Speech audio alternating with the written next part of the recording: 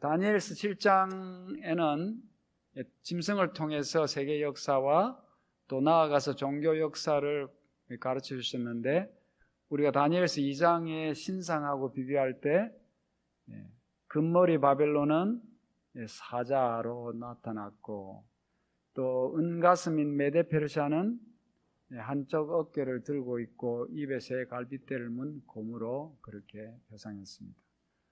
또 놋배 그리스는 날개가 4개 달리고 머리가 4개인 표범으로 표상되어 있었고, 그 다음에 철다리 둘의 로마는 무섭고 사나운 짐승인데, 그 로마가 열국으로 발가락으로 갈라지는 것처럼 그 로마 무서운 짐승의 머리에는 10뿔이 있어서 그 로마가 분열될 것을 얘기했습니다. 이 세상 나라는 결국 이렇게 열국으로 분열된 다음에 이제 각 나라가 같이 함께 살면서 서로 합하지 못하고 살아간다고 그랬습니다. 지금은 아무리 약한 나라도 큰 나라가 잡아먹지를 못하는 이상한 그런 시대가 되었습니다. 하나님이 예언을 하셨기 때문에. 이런 나라가 있을 때 돌나라가 있을 것이다. 느부갓네살 왕의 꿈에는 돌이 날아와서 발을 쳐서 신상을 부서뜨리는 꿈을 꿨고, 다니엘의 이상에서는 심판이 시작돼서 이 세상이 끝난다고 그렇게 말하고 있습니다. 돌나라도 하나님의 심판이 있고 하나님의 나라가 설 것을 말하고 있죠. 하나님의 나라가 있을 거라 그랬습니다. 그런데 이렇게 나라가 로마가 분열된 다음에 계속해서 보니까 내가 그 뿔을 유심히 보는 중에 다른 작은 뿔이 그 뿔 사이에서 나더니 먼저 뿔 중에 셋이 그 앞에 뿌리까지 뽑혔으며 이 작은 뿔에는 사람의 눈 같은 눈이 있고 또 입이 있어 큰 말을 한 것을 보았습니다. 그래서 이 작은 뿔이 있는 역사적 배경을 우리가 살펴봤습니다. 결국은 이 세상에 있는 이 세상 나라들은 하나님의 교회를 핍박하는 세력들입니다. 사단이 이용해서. 하나님의 교회는 십자가 이전에는 이스라엘 나라가 교회였고 14 이후에는 교회가 하나님의 교회였습니다. 예수님이 이 땅에 오실 때까지는 이제 이렇게 하나님이 꿈에서 보여주신 바벨론, 페르시아, 그리스, 로마 이런 나라를 통해서 이스라엘 나라 그리고 교회, 하나님의 백성들을 괴롭혔습니다. 그런데 이제 로마 시대가 지난 다음에 열국으로 분열된 다음에도 하나님의 교회를 핍박하는 세력이 있을 것인데, 이 열국으로 분열된 다음에 작은 나라가 하나 탄생하는데, 그 나라는 중세 암흑 시대를 지낼 로마 교회라고 그렇게 우리가 공부를 했습니다. 그러면 이 작은 뿔이 어떻게 이 중세 암흑 시대에 온 세계를 지배하고 호령하는 그런 나라가 될 수 있었을까 하는 것을 역사적으로 잠깐 우리가 보고 넘어가겠습니다. AD 31년에 예수님이 십자가에서 돌아가셨습니다. 그리고 예수님이 돌아가신 이후에 사도들을 통해서 복음이 세상에 전파됐습니다. 그래서 처음에는 그런 대로 잘 나가서 하나님의 초대교회가 이제 성령의 능력으로 잘 서고 있었는데, 점점 박해가 심해져서 AD 100년에 이제 모든 이 사도들이 죽고 세월이 흐르면서 본격적으로 박해가 시작돼서 이때를 박해 기간이라고 그렇게 말하고 있습니다. 이해남 씨가 쓴 한국의 고등학생들이 배우는 중등세대사 학교 교과서에 43페이지에 보면, 그리고 이 일신교는 로마의 다신교와 충돌했다 그랬습니다. 하나님을 믿는 교회는 하나님만 신이시다 해서 일신교죠. 신이 하나, 삼위일체 하나님을 믿습니다. 그런데 로마 교회는 다신교를 믿으니까 다신교와 충돌해서 280년간 역대 황제들의 박해를 받게 되었습니다. 그러나 교도들의 열성과 순교의 붉은 피는 나날이 신도들을 늘게 하니 콘스탄틴 황제는 마침내 그 신앙을 공인하였다고 학교 교과서에 그렇게 역사 교과서에 써 있습니다. 죽이면 사단이 그렇게 하는 거죠. 기독교가 자꾸 커져나가서 하나님을 믿는 사람, 예수님을 믿는 다른 사람이 많으면 안 되겠다 해서 이 나라의 위정자들을 시켜서 예수 믿는 사람을 박해하고 죽이면 사람이 무서워서 적어질 줄 알았는데 더 많아지는 거예요. 어쩌면 저 사람들이 죽이는데도 저렇게 하나님을 끝까지 믿을 거 이상하지 않았겠어요? 그리고 그들의 신실한 모습, 충성된 모습을 보고 사람들이 자꾸 늘어나니까 결국에 콘스탄틴이 이제 로마를 지배하게 되었을 때 작전을 바꿨습니다. 이 자꾸 죽이고 이렇게 갈등 관계에 있을 게 아니고 내가 이 신앙을 공인해주면 다 기독교인들도 다 자기 수호가 되지 않겠어요? 그렇게 작전을 바꿨습니다. 그래서 박해 기간이 끝나게 되었습니다. 그리고 기독교를 공인했습니다. 왜냐하면 콘스탄틴이 기독교를 인정하면서 자기가 기독교인이 되어버렸습니다. 그래서 지금까지는 예수님을 믿으면 정말 핍박을 받고 죽이고 하니까 순수한 신앙인이 아니면 예수를 믿을 수가 없었어요. 누가 죽인다고 하는데 엉터리가 예수를 믿는다고 하겠어? 가면 붙잡혀 가는데. 그러니까 예수를 믿는다고 하면 다 신실한 사람들이었습니다. 그런데 이제는 너도 나도 예수를 믿는 시대가 됐습니다. 황제가 기독교인이 됐으니까 기독교인이 돼야 한 자리를 하는 시대가 됐습니다. 그러므로 순수한 기독교가 타락하고 교회가 세속화되기 시작했습니다. 이러던 중에 AD 330년에 콘스탄틴이 로마의 수도를 옮깁니다. 오늘의 이스탄불로, 저 이태리에서 이스탄불로 얼마나 먼 거리입니까? 이태리는 저쪽 서쪽에 있고 로마는 이태리의 수도니까. 그 다음에 이스탄불은 터키의 저 동쪽 한참 가서 아시아가 시작되는 그 동쪽에 있는 이스탄불로 수도를 옮기게 됩니다. 그래서 콘스탄틴이 수도를 옮긴 수도다 해가지고 다른 별명으로 콘스탄티노플이라고 그렇게 합니다. 그 이스탄불, 콘스탄티노플 하는 것은 같은 도시를 말합니다. 수도를 옮겼습니다. 오늘날 같으면 수도를 옮긴다 하더라도 서울에서 지금 한국에서 행정수도를 어디로 갖다 놨죠? 그것도 세종시로 옮겼잖아요. 세종시로 옮긴다고 안 될 게 있습니까? 서울에 사는 사람이 좀 세종시 작은 도시니까 가기가 싫어서 그렇지 그거 한다고 행정이 안 될 리는 없죠. 그러나 옛날에는 사정이 달랐어요. 예를 들어서 미국의 수도가 로스앤젤레스가 수도였는데 뉴욕으로 수도를 옮겼다. 서쪽에 있던 게 동쪽으로 옮겼다 하면 오늘날 같으면 전화기가 있고 팩스가 있고 통신수단이 비행기 타면 또 금방 가고 몇 시간이면 가고 할 수 있지만은 그 당시에는 어땠을까요? 한번 수도를 옮긴 데 가서 저쪽에 명령하더라면 얼마나 걸릴까요? 제일 빠른 통신수단이 뭐였을까요? 말이잖아요. 말 타고 며칠을 갈지 가가지고 그런 시기가 되니까 통치가 되겠어요? 안 되겠어요? 새 수도는 그쪽은 이제 황제가 그쪽에 가서 있으니까 통치가 잘 되겠지만은 떠나온 곳은 통치가 안 된단 말이에요. 이태리 그쪽은 통치가 잘 안 되는 거예요. 그러니까 누군가 거기서 규율을 잡고 다스려야 될 거 아니에요. 행정 수도의 영향을 잘 못 받으니까. 그러니까 그 누가 하겠어요? 동네 반장한테 시키겠어요, 그걸? 그러니까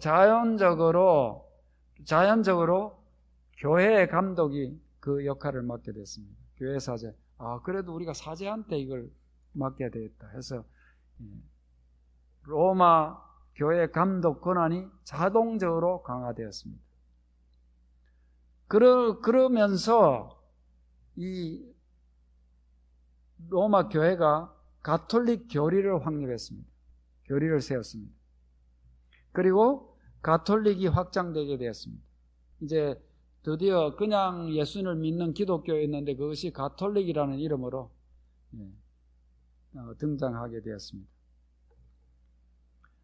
역시 이해남 중등 세계사 교과서 43페이지 보면, 그리고 그는 니케아의 종교회의를 소집하여 335년 삼위일체의 가톨릭 교리를 확립하니 그것은 드디어 로마의 국교가 되고 로마의 최고의 종교적 주관자는 교황이 되었습니다. 그래서 지금까지 그냥 기독교라고 하지만은 그냥 교황이 기독교로 개종해서 뭐 어중이 떠중이 뭐 또 그 다음에 뭐 있었지만은 이제는 교회를 확립하고 가톨릭 교회를 세우고 교리를 확립하고 그 다음에 교황이 주관자가 되었습니다. 그 다음에 가톨릭이 로마의 국교로 392년에 국교로 됩니다.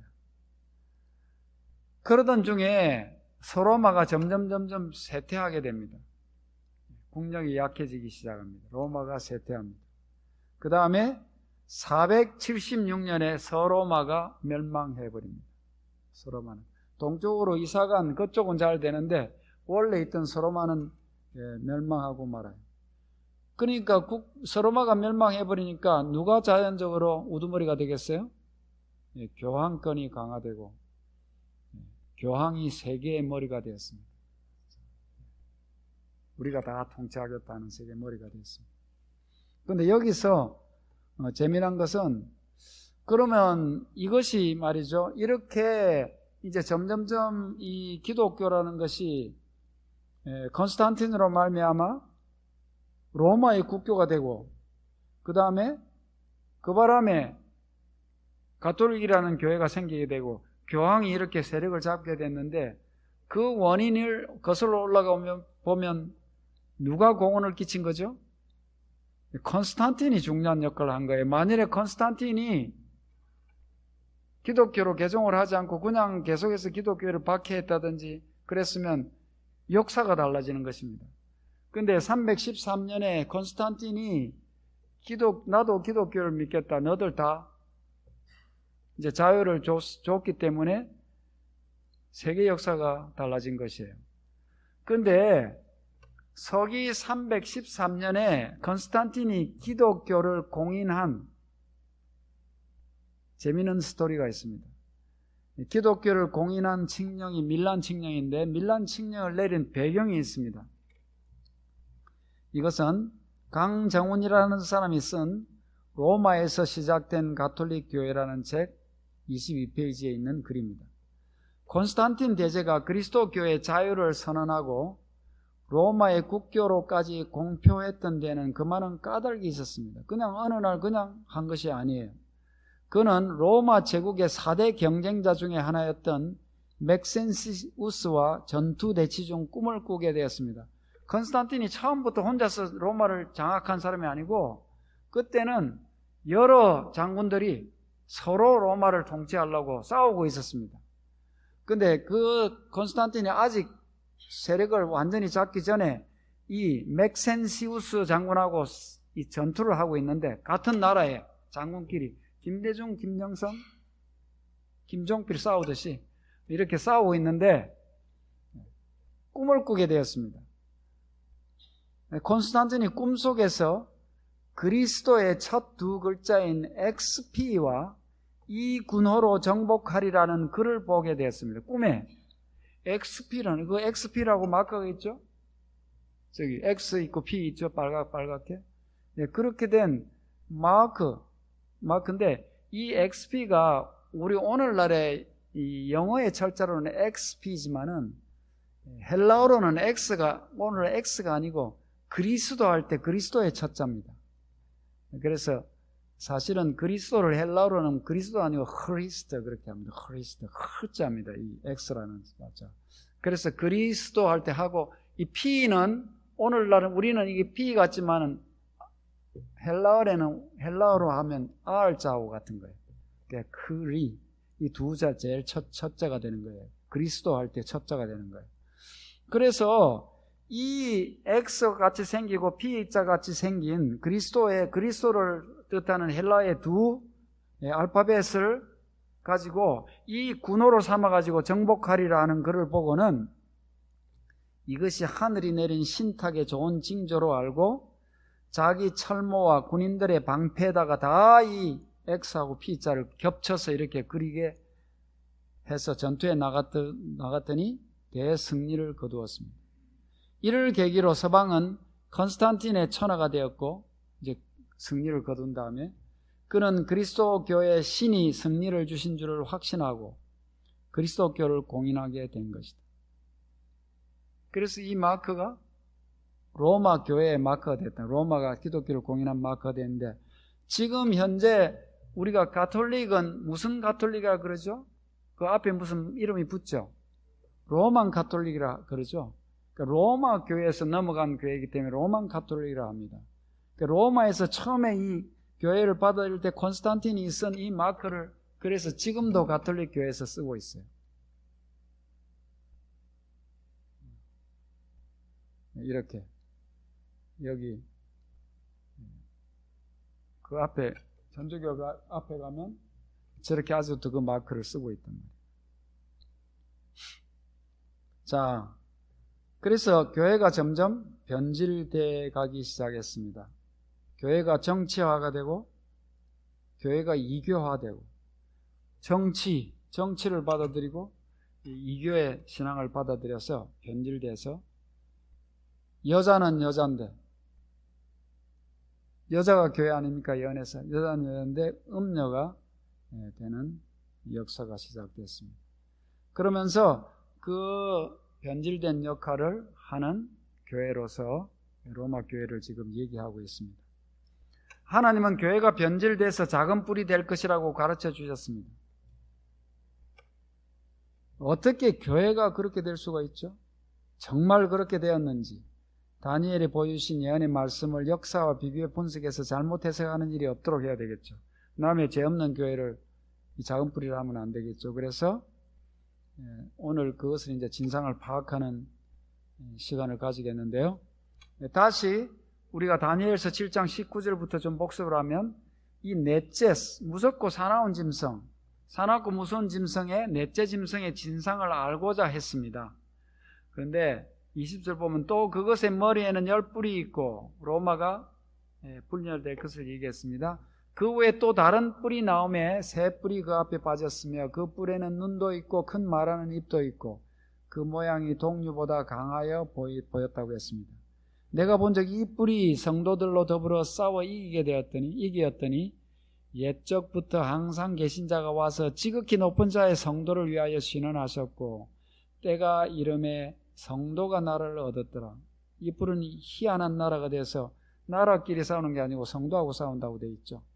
또 24절부터 보면 그 10뿔은 이 나라에서 일어날 10왕이요 그 후에 또 하나가 일어나리니 10뿔이 갈라진 다음에 또 하나 작은 뿔이 일어나리니 그는 먼저 있던 자들과 다르고 또 새 왕을 복종시킬 것이며 새 뿔을 뽑는다 그랬잖아요. 그 가장자 말로 지극히 높으신 자를 대적하며 하나님을 대적하며 또 지극히 높으신 자의 성도를 괴롭게 할 것이며, 하나님을 믿는다고 하면서 하나님을 대적하고 하나님의 성도를 괴롭힌단 말이에요. 그가 또 때와 법을 변개코자 할 것이며 하나님을 믿는다고 하면서 하나님의 법, 하나님의 때를 변개코자 할 것입니다. 성도는 그의 손에 붙임받아 한 때와 두 때와 반 때를 지내리라. 그러나 심판이 시작된 즉 그는 권세를 빼앗기고 끝까지 멸망할 것이요 완전히 망할 것이요 나라와 권세와 온 천하 열국의 위세가 지극히 높으신 자의 성민에게 붙임 바 될 것이라고 그렇게 말했습니다. 중요하기 때문에 2번 반복이 되어 있어요. 이 얘기가 이렇게 지금 반복을 해서 나와 있었죠.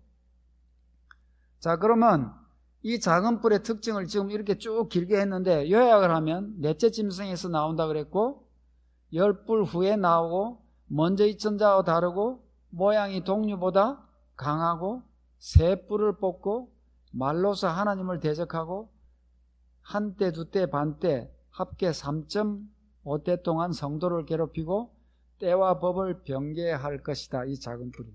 그러니까 우리가 이게 작은 뿔이다 하고 우리가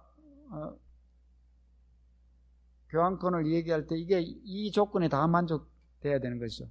이 조건을 하나라도 만족시키지 못하면 그렇게 말해서는 안 되는 것이에요. 그래서 이것이 과연 그랬는가? 한번 신원조회를 해보겠습니다. 먼저 넷째 짐승에서 나온다 그랬습니다. 넷째 짐승은 무슨 나라죠? 로마 나라입니다. 로마. 실제로 로마에서 나왔죠. 로만 가톨릭이 되었습니다. 나중에. 그 다음에 두 번째, 열불 후에 나타납니다. 아직 로마가 분열되기 전에 나라가 등장하면 안 돼요.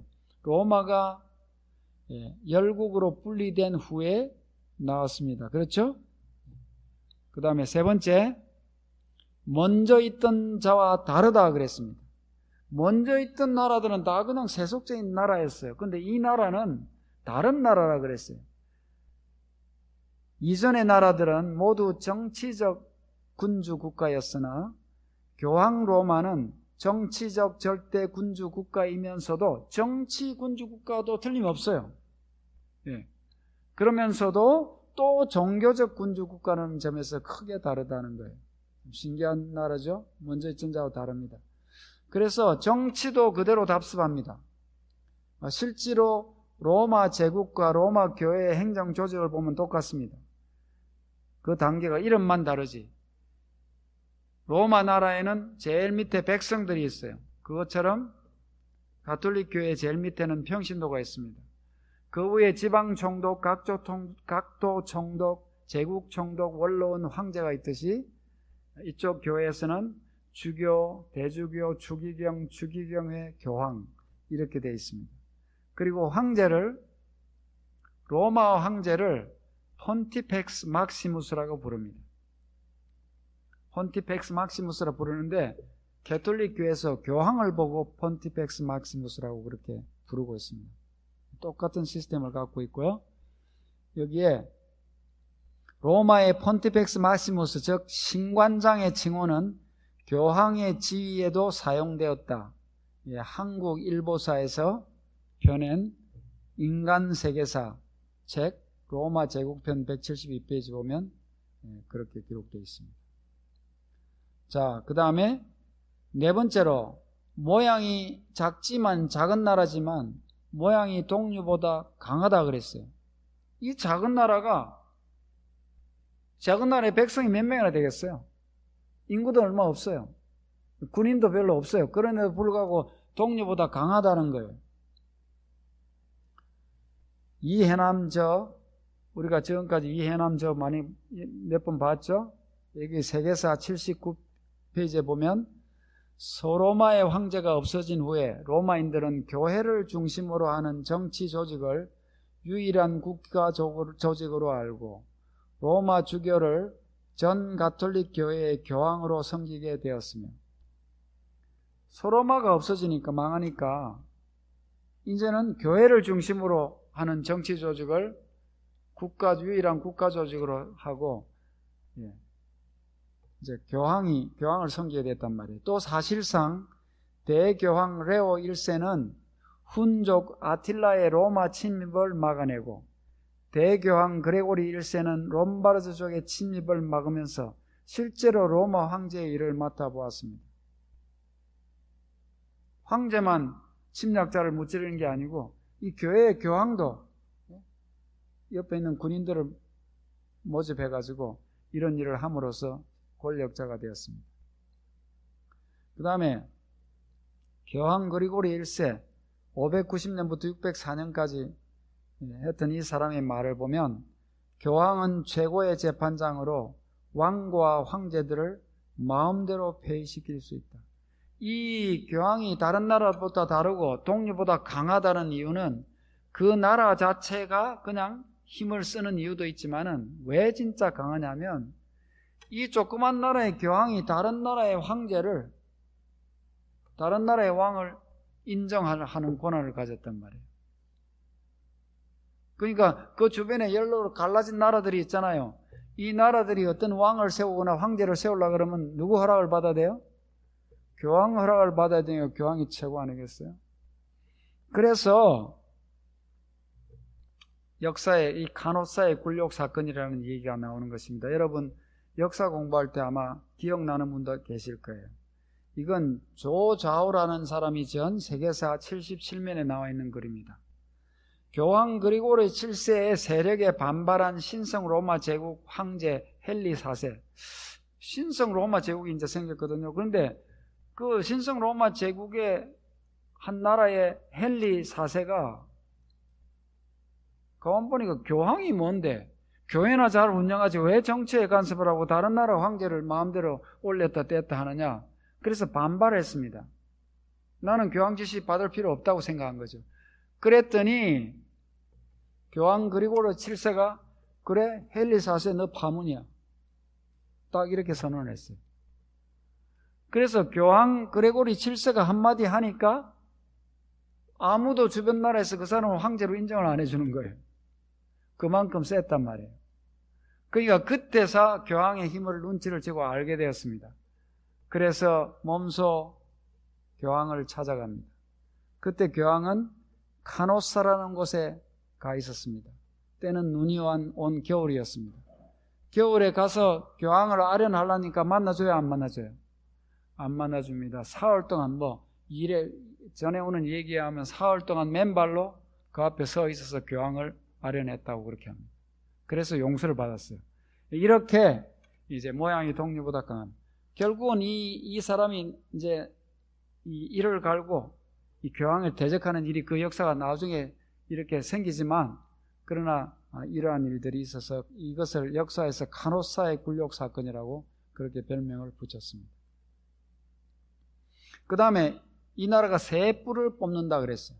정말로 교황청이 새 뿔을 뽑았는가? 새 뿔은 뭘 말하는 거예요? 새 나라를 얘기하는 것이죠. 새 나라를 망가뜨려야 됩니다. 망하게 해야 됩니다.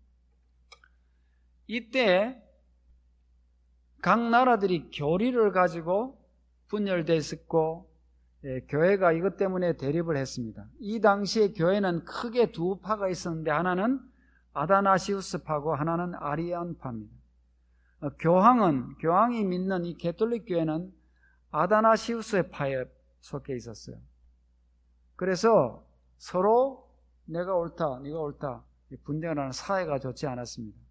그래서 교황이 아리안파 너들은 이단이다 이렇게 정죄했습니다. 그 당시에는 이단으로 정죄받으면 이건 굉장히 안 좋은 대접을 받았습니다. 그래서 정죄만은 그냥 말로만 한 것이 아니고 아리안파를 지지하는 헤루리 나라를 493년에 정복하는 일이 생깁니다. 동로마의 황제 제노는 다른 게르만 민족인 동고드족 지도자인 데오도릭을 충동해서 헤루리를 치게 해서 493년 오도아케르의 항복을 받고 얼마 후에는 그를 죽임으로써 헤루리의 종말을 가져왔습니다. 헤루리라는 나라를 교리 논쟁 때문에 하나를 쳐서 없앱니다.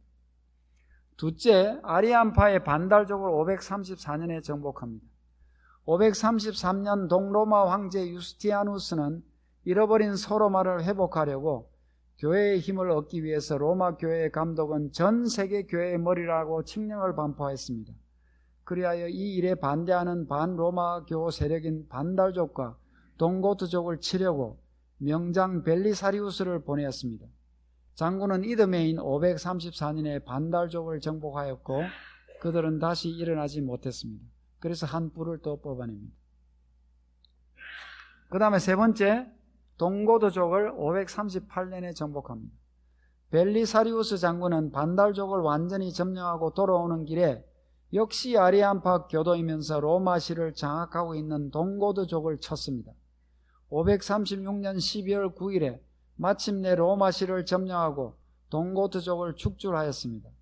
그러나 그 후로도 침입을 계속하던 동고드족을 538년 3월 중순에 퇴각시키므로 로마 교회의 감독이 전 세계의 교회의 머리라는 유스티아니우스 황제의 칙령이 반대 없이 실시될 수 있게 되었습니다.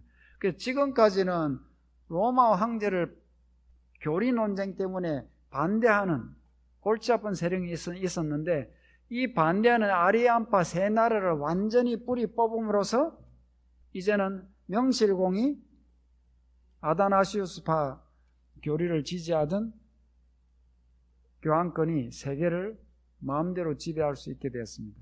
그러니까 교황권이 자기의 세력을 마음대로 행사할 수 있는데 중요한 연대가 몇 년이라고 볼 수 있어요. 세 번째 뿌리법은 538년이라고 볼 수 있는 것입니다. 자, 그래서 지도를 좀 보면 이런 여러 나라들이 있었습니다. 저기 앵글로색슨 영국이죠. 오늘의 그 밑에 프랑스 이러면서 이런 나라들이 있었는데, 이 중에서 493년에 헤루라이를 정복하고 534년에 반다를 정복하고 538년에 동고트를 뿌리를 뽑았습니다. 그래서 세 뿔을 뽑은 것은 성취가 됐고요. 그 다음에 이 하나님을 믿는다고 하는 기독교가 하나님을 대적한다는 게 있을 수가 있는 일입니까? 그런데 성경은 그렇게 한다고 예언했어요. 어떻게 하나님을 믿으면서 하나님을 대적할 수가 있을까? 참 희한한 일이 발생하죠. 이분들이 주장하는 것을 보면 알 수 있어요. 법왕은 숭고하고 지존하며 단순히 인간이 아니며 하나님과 같은 분이며 하나님의 대리자이시다. 법왕은 거룩한 군주요 지존의 제왕이요 왕중의 왕이시므로 만일에 천사들이 신앙을 잘못한다면 그들을 심판하고 파문에 처할 수 있다. 지금 누구같이 높아져 있어요? 하나님처럼 높아져 있죠. 그러니까 하나님을 대적하는 일 아니겠어요? 그 다음에 법왕은 예수 그리스도의 대표일 뿐 아니라 육신의 휘장으로 가려진 예수 그리스도 그 자신이다. 그렇게 공인합니다. 이거는 몇 가지, 이 두 개만 그냥 예를 들어서 뽑았어요. 많은 말들이 있지만은 그 정도면 우리가 알고 있으니까 그것만 하겠습니다. 그 다음에 이제 한때, 두때, 반때 동안 성도를 괴롭힌다 하는 것을 오늘 또 좀 보겠습니다. 한때, 두때, 반때 동안 성도를 괴롭힌다. 이것은 작은 뿌리의 하나님의 백성들을 박해하는 기간, 다시 말해서 하나님의 백성들이 이 세상으로부터 극심한 핍박을 당하는 기간을 말합니다. 자, 성경절을 다시 한번 기록해 보면, 내가 본 적 이 뿔이 성도들로 더불어 싸워 이기었더니, 하나님을 믿는 나라라면 성도들을 보호해 줘야 되지 않겠어요? 성도들을 보호해 주기는커녕 성도들로도 싸워서 이긴다고 그렇게 되어 있어요. 그가 장차 말로 지극히 높은 신자를 대적하며 또 지극히 높으신 자의 성도를 괴롭게 할 것이며, 그가 또 때와 법을 변개코자 할 것이며, 성도는 그의 손에 붙임받아 한 때와 두 때와 반 때를 지나리라. 그 한 때, 또 두 때, 반 때를 지나려 했는데 그 때가 뭔가, 때라고 기록되어 있는 성경의 원어를 보면 이딴이라는 단어입니다. 성도가 그의 손에 붙임받아야 한 이딴, 두 이딴, 반 이딴을 지나리라. 그 말이에요. 그렇게 써놨어요. 근데 이딴은 우리나라 말로 번역하면 해, 년을 얘기합니다.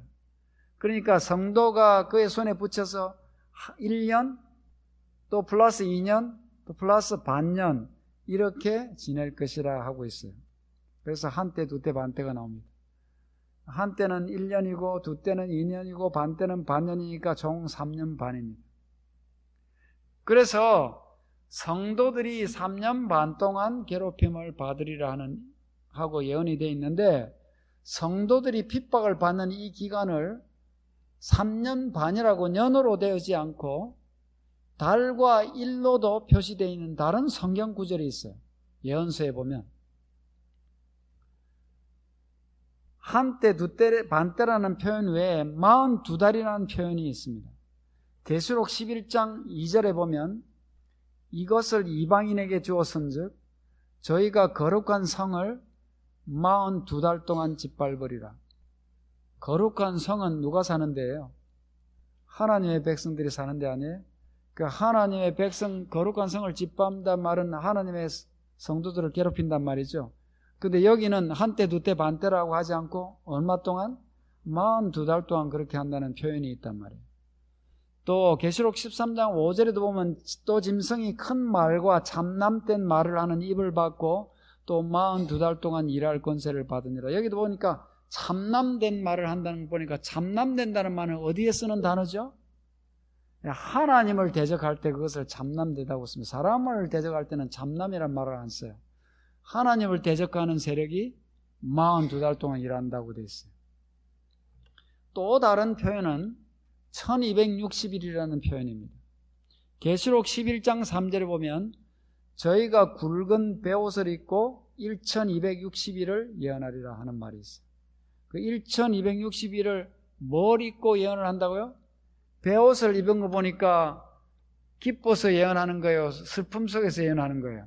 이 베옷은 슬플 때 입는 거, 사람 죽을 때 입는 옷 아니에요? 그러니까 이 핍박받는 기간을 말하고 있어요.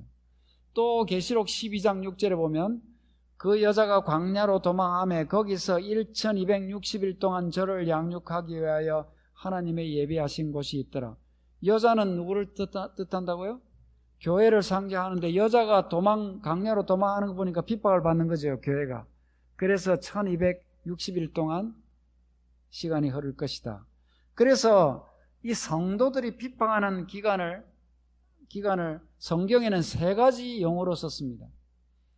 한때, 두때, 반때라는 말도 썼고 만때라는 말도 있고 다니엘서 12장 7절과 계시록 12장 14절 이런 데 보면 또 42달이라고 쓴 성경절도 있고 또 1260이라는 말도 있어요.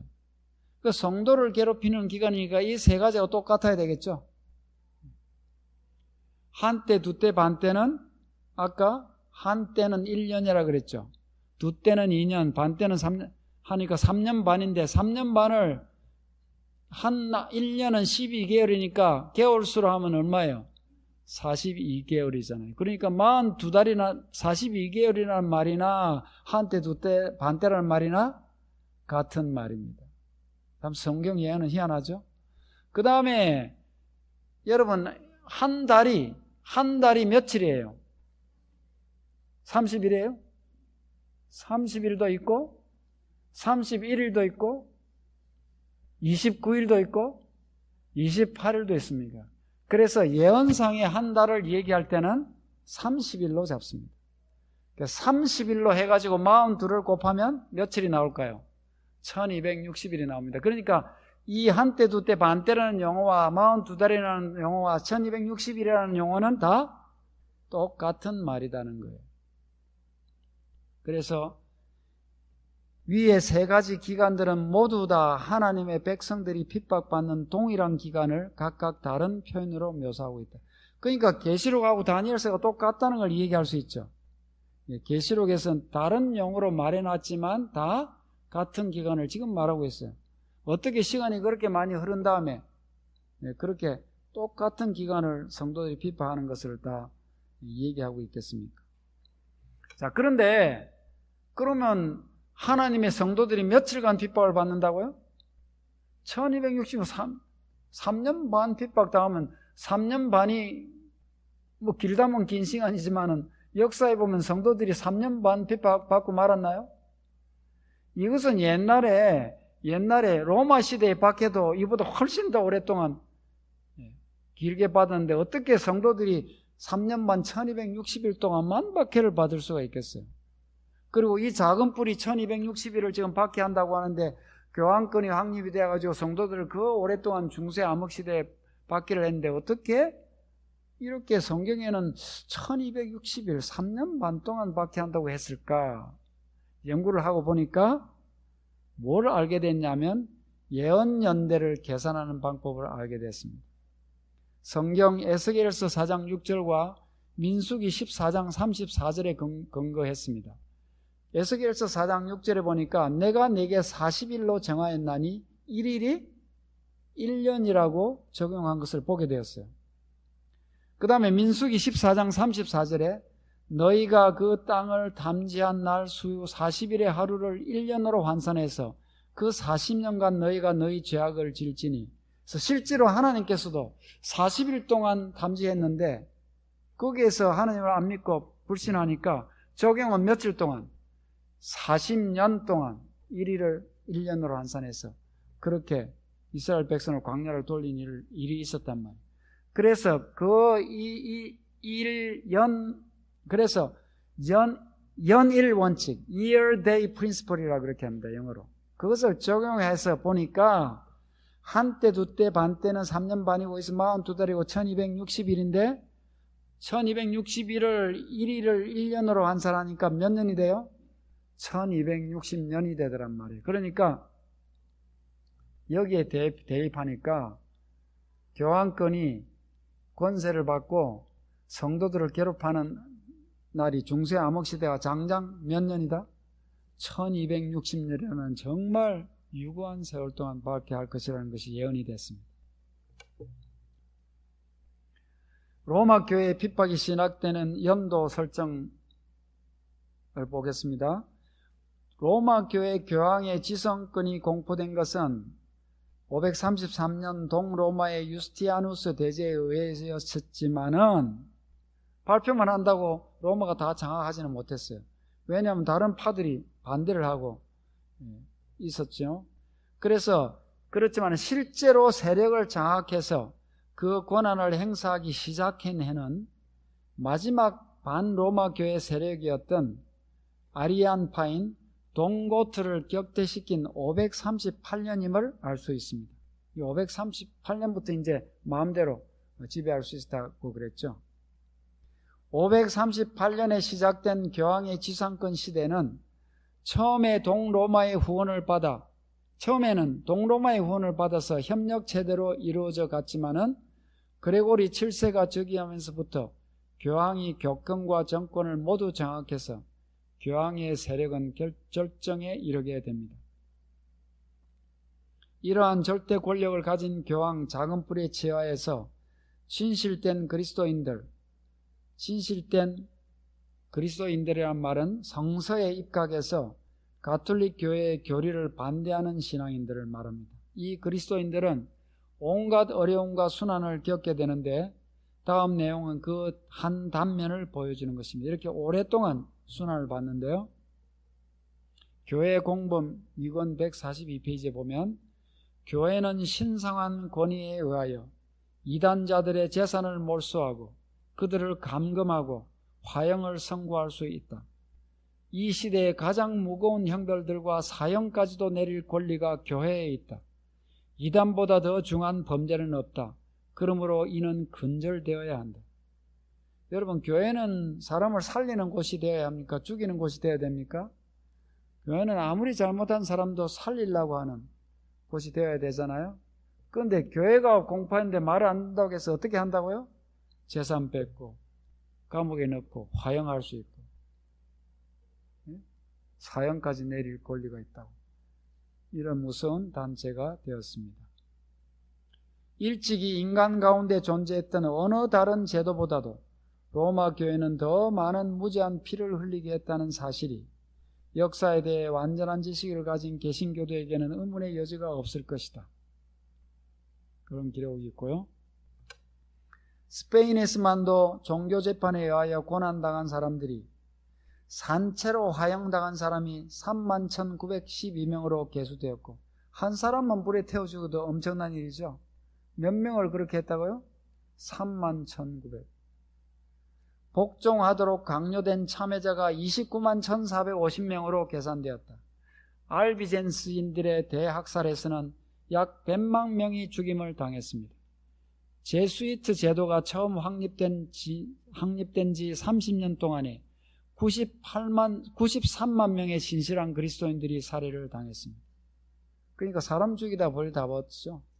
이렇게 많은 사람을 죽이는 것이 쉬운 일이 아닙니다. 네덜란드에서는 알바공의 지시에 따라 3만 6천 명이 사형에 처해졌고 찰스 5세의 치하에서는 5만 명의 그리스도인들이 죽임을 당했다. 그러니까 매일 뭐 하는 거예요? 일이 뭐 하는 거겠죠? 매일 종교재판하고 감옥에 넣고 죽이고 매일 이렇게 안 하면 이렇게 할 수가 없을 정도로. 성 바돌로메 학살 사건, 유명한 학살 사건이죠. 1572년 8월 24일 밤 프랑스 파리시에서 심야에 울려 퍼지는 성당의 종소리와 함께 축제일에 모여든 개신교도들을 학살하기 시작해서 장장 2달 동안 학살을 자행한 결과 7만여 명의 개신교인들을 죽였습니다.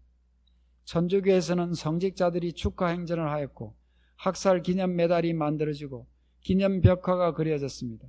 교황은 프랑스 왕에게 훈장을 보냈습니다.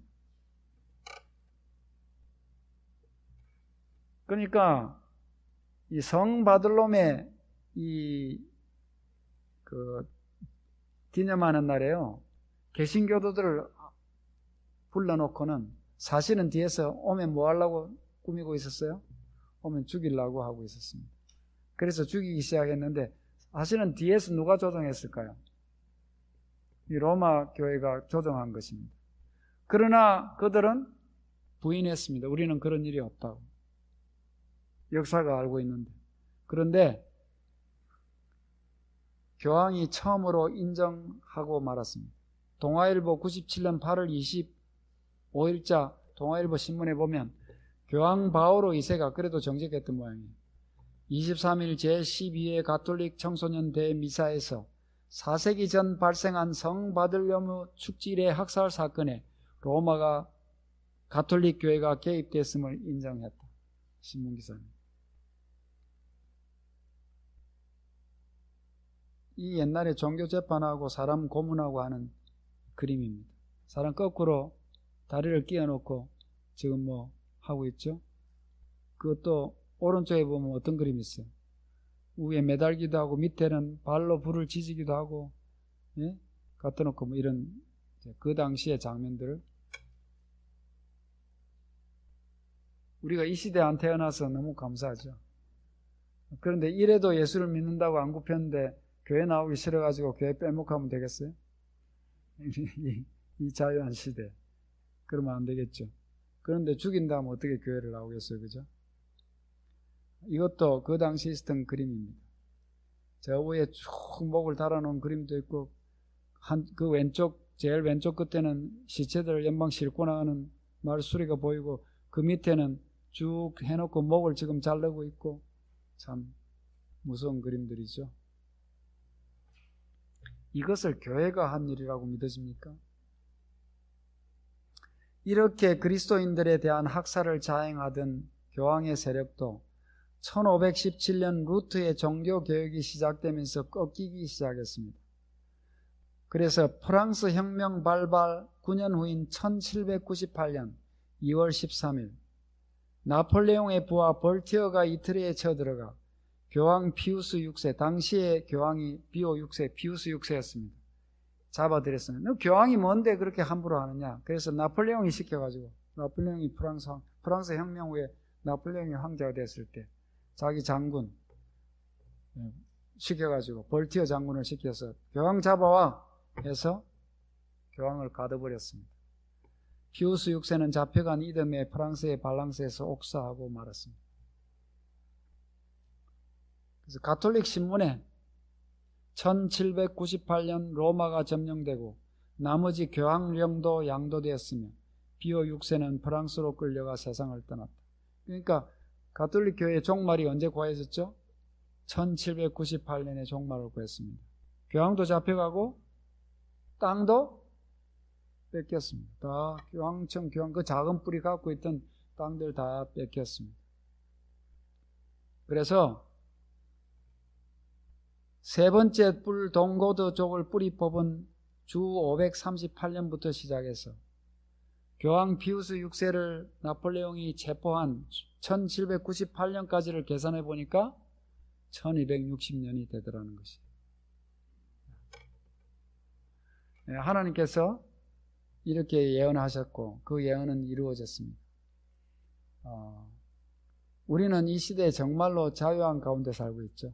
정말 하나님께 감사해야 될 것입니다. 우리 시대에도 앞으로 전무후무한 환란의 시대가 올 것이라고 그랬습니다. 근데 우리가 겪을 환란은 사실은 육체적인 환란이라기보다는 정신적인 환란을 당할 것입니다. 그러나 지금 오늘날 우리가 하나님의 편에 굳세게 서서 정말 하나님을 신실히 섬기는 사람이 아니면 마지막에 있을 환란을 견딜 수가 없습니다. 왜냐하면 짐승의 표를 받지 않는 사람은 뭘 못하게 한다 그랬어요? 매매를 하지 못하게 할 것입니다. 생존권이 박탈되는 거예요. 살 수가 없는 것입니다. 그렇게 하고 또 그 다음에 이제 마지막에 점점점 이제 세상 끝이 가까우면서 1월 휴업령이 발표되고 그 다음에 생존권이 박탈되고 하면서 그리스도인들을 점점 박해해서 나중에 그들을 죽이라는 명령까지 내릴 것이라고 그렇게 했습니다. 그러나 마지막 시대에는 하나님께서 엘렌 화이트의 예언에 보면 함부로 사람을 죽도록 안 내버려 두신다 그랬어요. 지금 우리가 배우고 있는 이 역사 옛날에는 많은 사람이, 이렇게 많은 사람이 죽었습니다. 예수를 믿는다고. 무슨 역사에서. 그때는 이 사람의 죽음이 오히려 가치가 있었습니다. 그러면서 더 신자들이 늘어나고 더 믿음이 깊어졌습니다. 근데 이제 지금은 마지막 시대, 예수님이 오실 시대로 접어들고 있어요.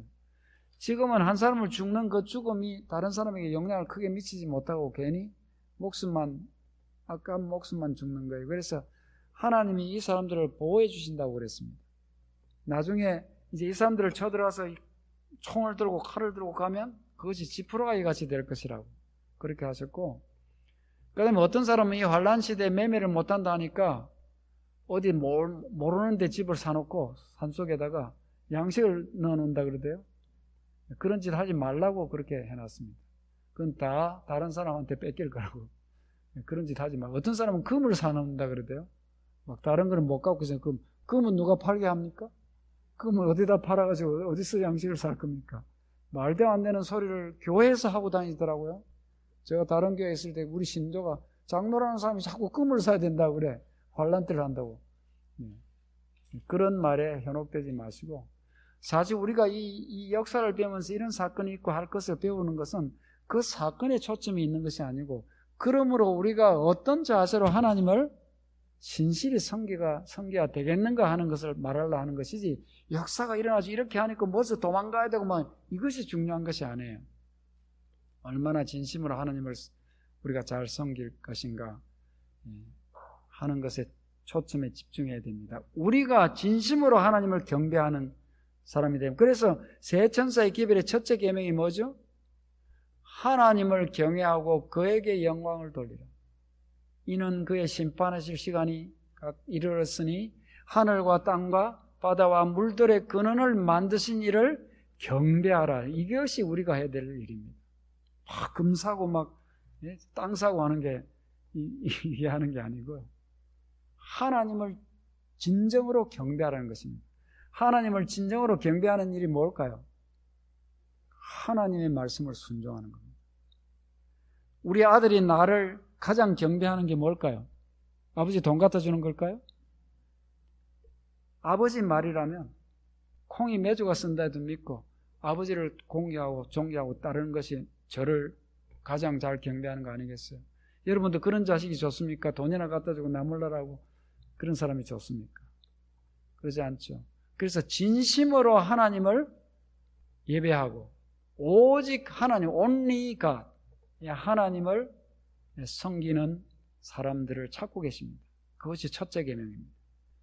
그렇게 하면 그 사람이 첫째 계명이 아니라 첫째 천사의 기별입니다. 그렇게 하면 둘째도 셋째도 자동적으로 다 이루어질 수 있는 것입니다. 우리 오늘 모두 다 그런 하나님의 신실한 백성이 되기를 간절히 바라면서 말씀 마치겠습니다.